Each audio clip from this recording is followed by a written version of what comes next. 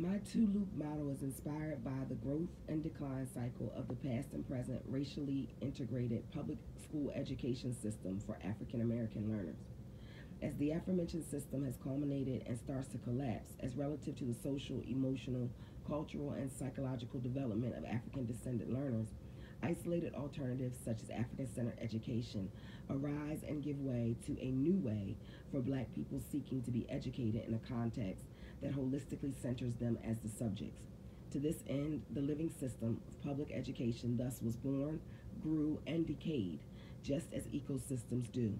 Therefore, the massive structures, processes, and resources that are present in the current public education system must be interrogated, challenged, and debunked in order to move African centered education to the broader organizational and sector levels.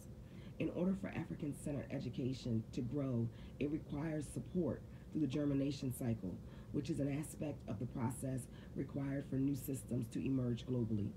To do this successfully, I believe we must involve black learners in their own processes of human centered growth and development in a non dictatorial way that places their needs and voices at the center of this critical matter in realistic and sustainable ways. In this way, the two loop model helps us to recognize the many underlying dynamics at play.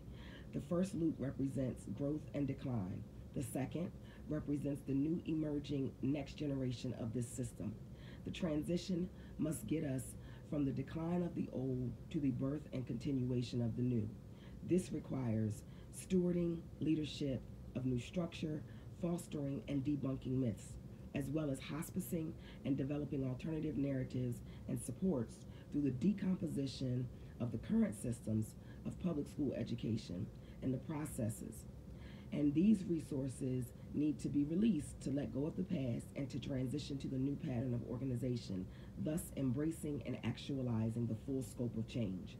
These new alternatives to the new approach are adopted because people are no longer married to the old system of logic, and black people are inspired by the new innovations that can connect and network to challenge the old paradigm. As coherent patterns of organizations bigger than any one interest, we create a sustainable community of practice, a system of influence, and a new way of being.